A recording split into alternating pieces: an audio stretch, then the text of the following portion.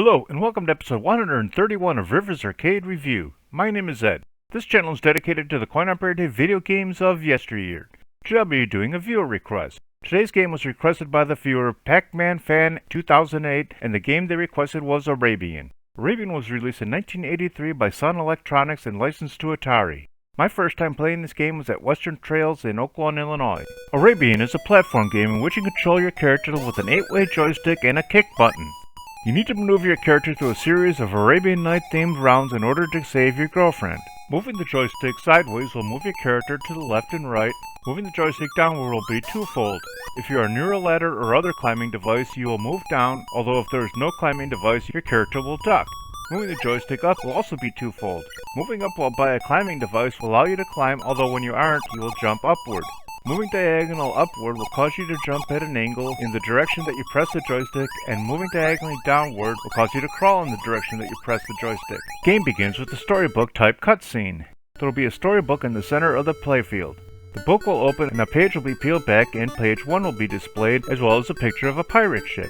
The entire time there will be a welcome tune being played. Every level will have 7 golden jugs placed throughout the playfield. Each of these jugs will have one of the letters A, R, A, B, I, A, N marked on them.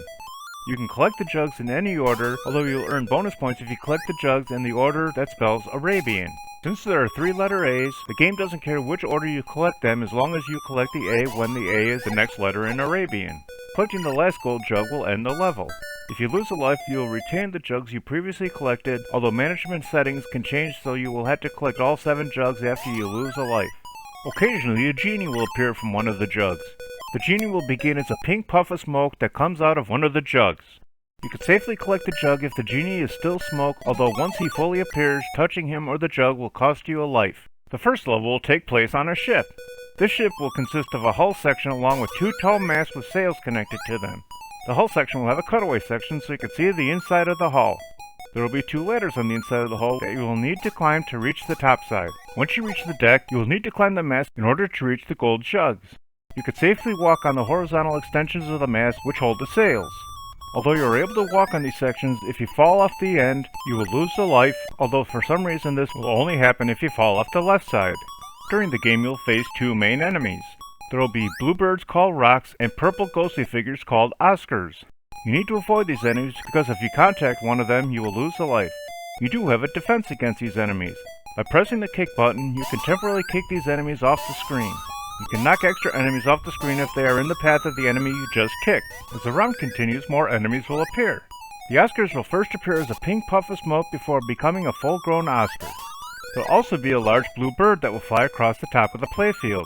Although contacting this bird will not harm you, it will drop replacement rocks if you kick one off screen. Occasionally, 2 rocks or 2 Oscars will join together and make a larger version of themselves, making them more dangerous, although you will earn more points if you can kick them off the screen.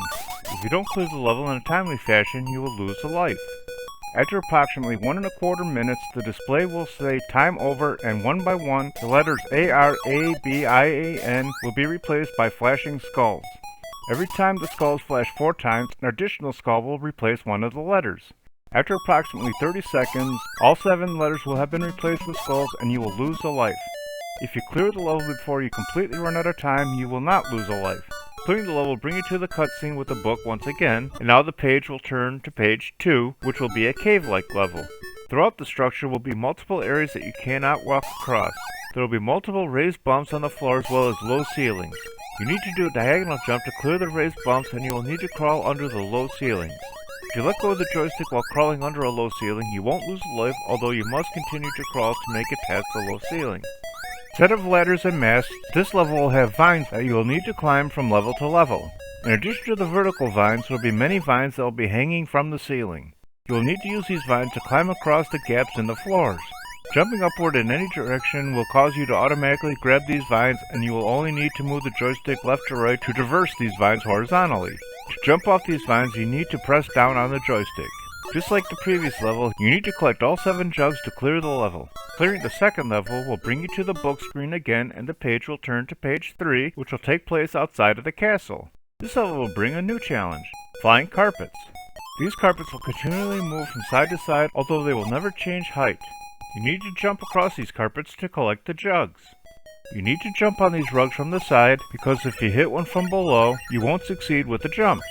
If you are on a rug when it moves off the side of the playfield, you will be knocked off, and if you fall from a short distance, you will survive, although if you fall from a large distance, you will lose a life.